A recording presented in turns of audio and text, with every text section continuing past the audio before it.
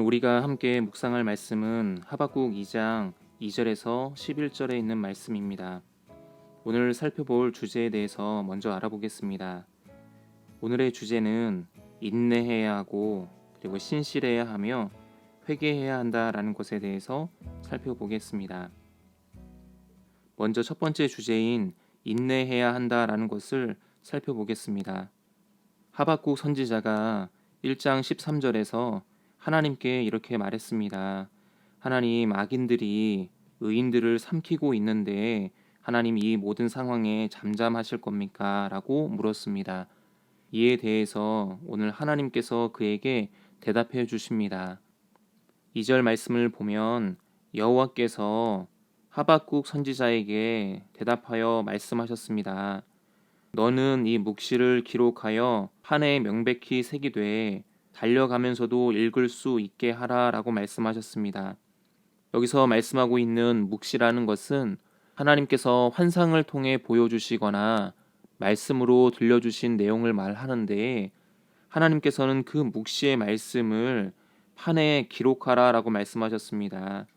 그 목적은 달려가면서도 읽을 수 있게 하기 위함입니다.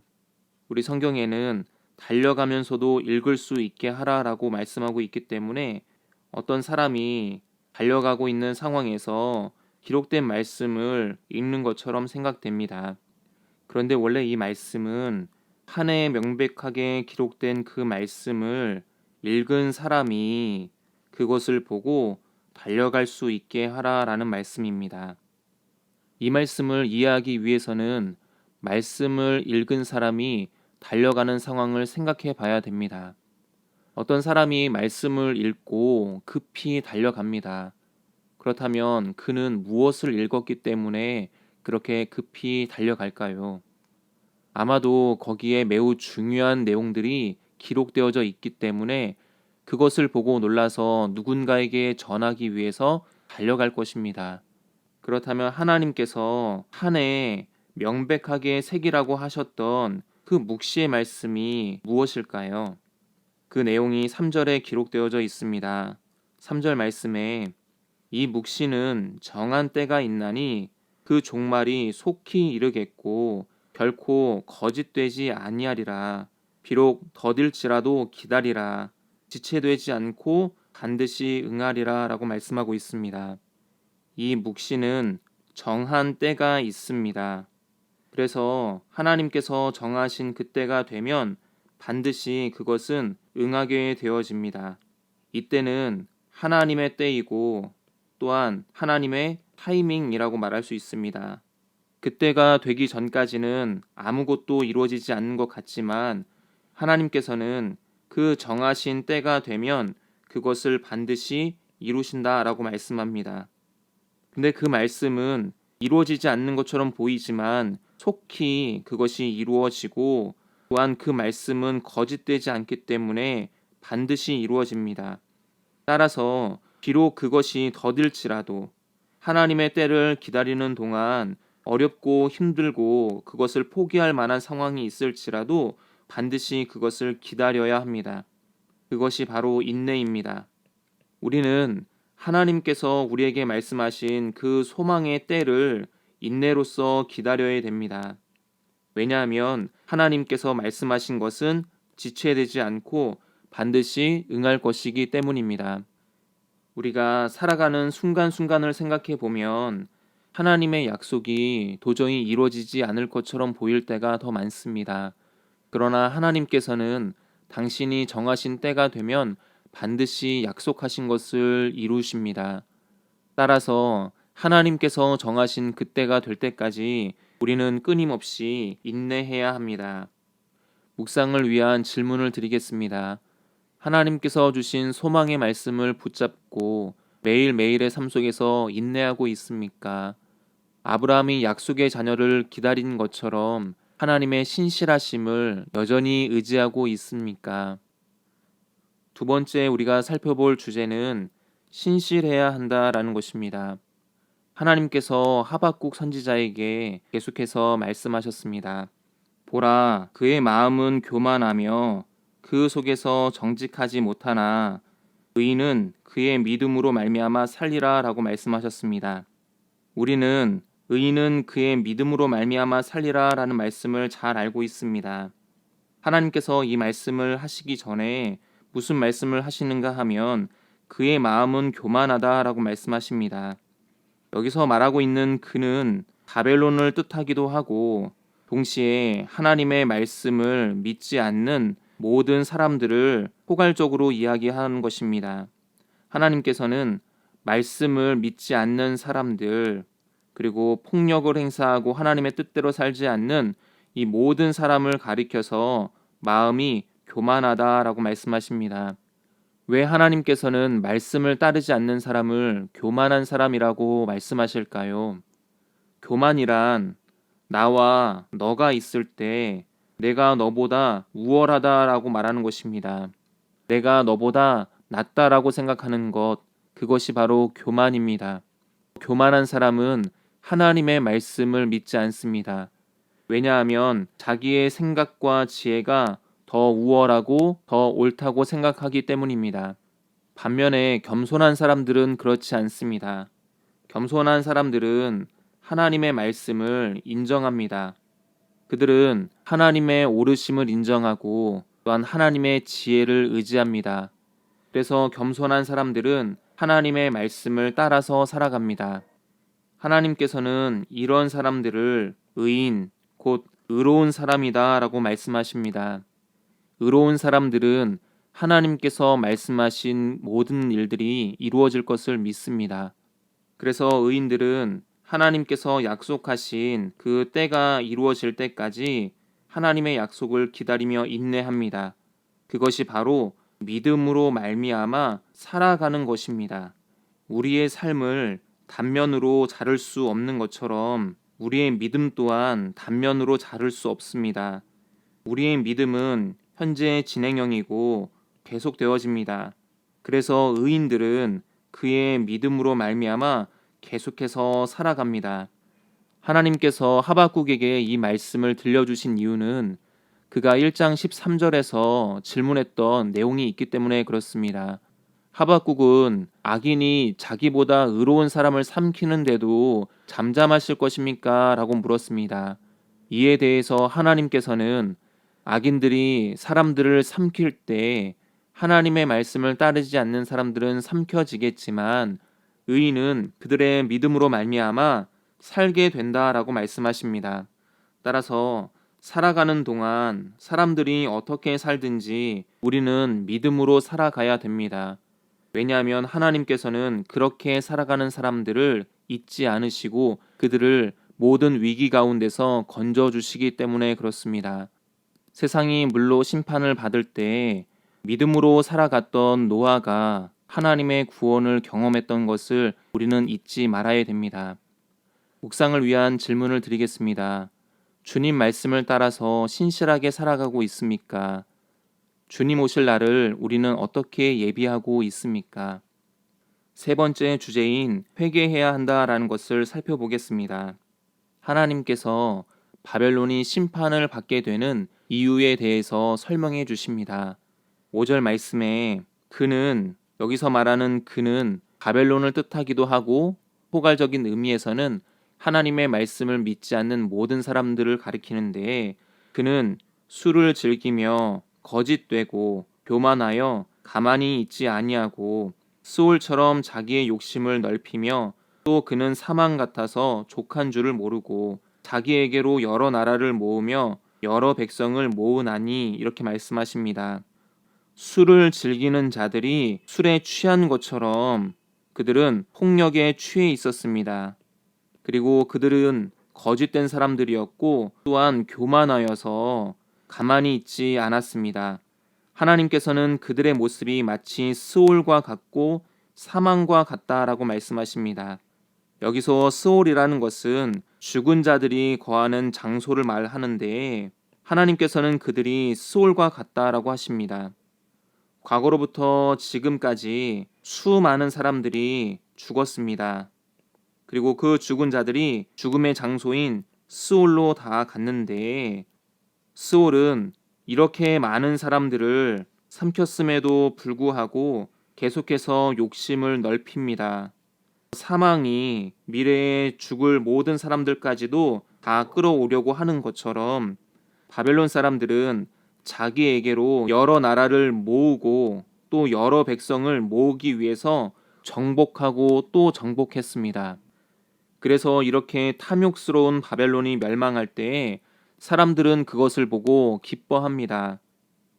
6절 말씀을 보면 그 무리가, 여기서 말하는 무리는 바벨론에 의해서 고통당한 사람들을 말하는데, 그 무리가 다 속담으로 그를 평론하며 조롱하는 시를 지어서 그를 풍자할 것입니다.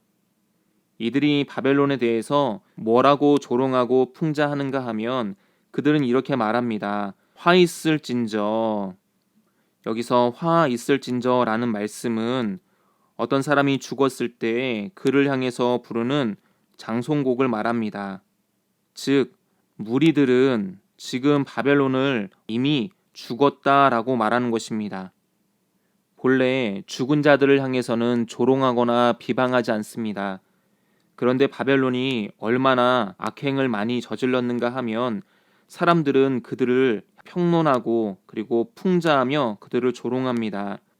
무리들은 바벨론을 향해서 자기 소유 아닌 것을 모으는 자여, 즉 탐욕스러운 자들아, 언제까지 그렇게 할 수 있겠느냐, 볼모로 잡은 것으로 너희는 무겁게 짐을 지고 있다라고 말합니다. 여기서 볼모 잡은 것으로 무겁게 짐을 지고 있다라는 것은 바벨론이 많은 나라를 정복하고 그들을 압제한 것이 마치 무거운 짐을 지는 것과 같다라는 것입니다. 이것은 마치 카드값을 갚을 여력이 없는 사람이 계속해서 카드를 사용하고 있는 것과 같습니다. 카드를 많이 쓰면 많이 쓸수록 무거운 짐을 지게 되는데, 바벨론 사람들은 그 폭력으로 자기 소유 아닌 것을 모으는 것을 통해서 무거운 짐을 짊어지고 있다라는 것입니다. 사람들이 바벨론 사람들을 향해서 무거운 짐을 짊어지고 있다라고 말한 그 이유는 7절에 기록되어져 있습니다. 7절 말씀에 너를 억누를 자들이 갑자기 일어나지 않겠느냐, 너를 괴롭힐 자들이 깨어나지 않겠느냐, 내가 그들에게 노략을 당하지 않겠느냐라고 말합니다. 여기 보면 않겠느냐, 않겠느냐, 않겠느냐 하기 때문에 이 모든 것이 일반적인 질문 같지만 사실은 수사학적 질문입니다. 수사학적 질문이라는 것은 상대방에게 대답을 요구하는 것이 아니고, 그 뜻은 이 모든 질문에 낫을 붙여보면 됩니다. 즉, 바벨론, 너를 억누를 자들이 갑자기 일어나지 않겠느냐, 일어난다라는 얘기입니다. 그리고 너를 괴롭힐 자들이 깨어나지 않겠느냐, 깨어난다라는 것입니다. 내가 그들에게 노략을 당하지 않겠느냐, 노략을 당한다라는 것입니다. 마치 채무자가 카드를 쓴 사람에게 찾아와서 빚을 갚으라라고 말하는 것처럼 사람들이 그 바벨론으로 와서 지금까지 했던 악행에 대해서 갚을 것을 요구한다라는 것입니다. 8절 말씀에 내가 여러 나라를 노략했기 때문에 그 모든 민족의 남은 자가 너를 노략하리니 그것은 네가 사람의 피를 흘렸기 때문이다. 또 땅과 성읍과 그 안의 모든 주민에게 강포를 행했기 때문이다 라고 말합니다. 여기서 강포라는 것은 그들이 폭력을 행사했음을 말하는데, 바벨론은 그와 같은 폭력으로 말미암아, 강포로 말미암아 노략을 당하게 될 것입니다. 그런데 누구에게 노략을 당하는가 하면 그 모든 민족의 남은 자들을 통해서 그들이 노략을 당한다라는 것입니다. 여기서 모든 민족의 남은 자라는 것은 바벨론이 한 나라를 혹은 한 지역을 점령한 후에 거기서 살려둔 자들을 말합니다. 이것은 우리가 바벨론에게 폭력을 당했을 사람들을 생각해 보면 쉽게 이해할 수 있습니다. 결국 그들이 자기가 받은 그대로 다시 바벨론에게 되돌려주는 상황이 펼쳐질 것입니다. 바벨론이 이와 같은 노략을 당할 때 그들은 어떻게 하는가 하면 9절 말씀에 재앙을 피하기 위해 높은 데 깃들이려 합니다. 9절 말씀은 첫 시작이 재앙을 피하기 위하여로 시작되지 않고 사실은 화 있을진저로 시작됩니다. 앞서 말씀을 드렸던 것처럼 화 있을진저는 죽은 자들을 위해서 부르는 장송곡입니다. 즉 바벨론 사람들은 화가 있는데 그 이유는 그들이 남은 자들로부터 노략질을 당할 때 재앙을 피하기 위해 높은 데 깃들이려 하기 때문입니다. 하나님께서 바벨론을 심판하실 때 바벨론 사람들은 높은 곳으로 올라가서 그곳에 피하려 했습니다. 그런데 이것이 왜 그들에게 화가 되는가 하면 그들이 재앙, 곧 하나님의 심판을 피하기 위해서 높은 곳으로 올라갔기 때문입니다. 이들은 재앙을 피하는 방법이 무엇인지를 잘 알지 못합니다. 하나님의 심판을 피할 수 있는 유일한 방법이 무엇일까요? 그것은 회개입니다. 재앙을 피하려고 하면 회개해야 합니다.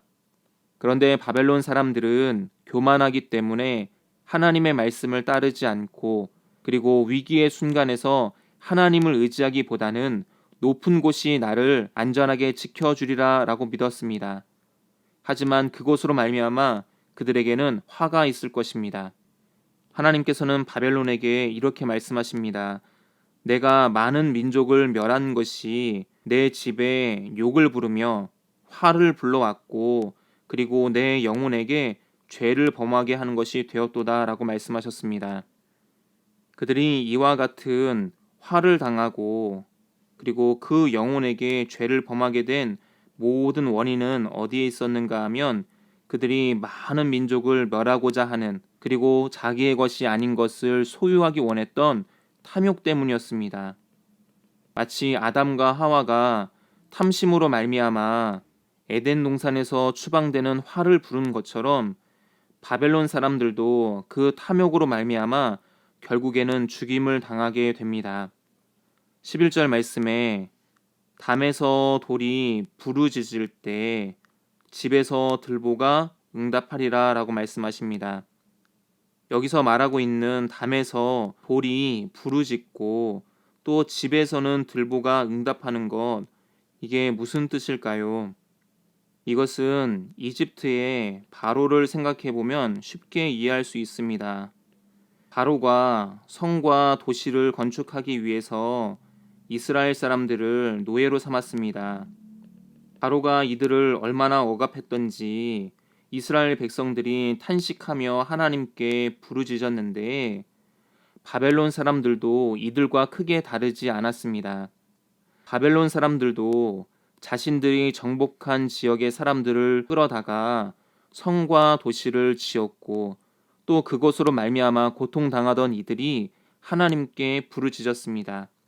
그 부르짖음이 담에서 돌이 부르짖는 것 같고 그리고 집에서 들보가 그것에 대해서 탄식하며 응답하는 것처럼 하나님께서 그들의 탄식과 괴로움을 잊지 않으셨다라는 말씀입니다.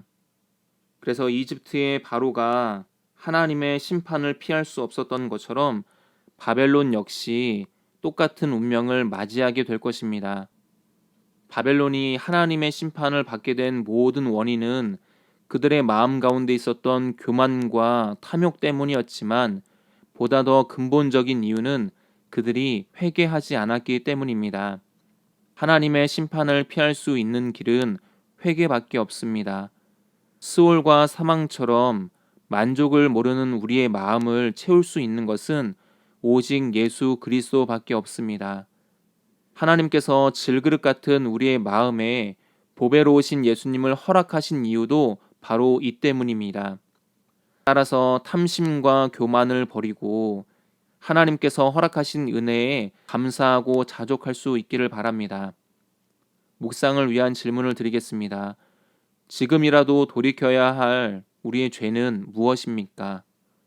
그리고 그 죄에서 회개했습니까? 아니면 도피하고 있습니까?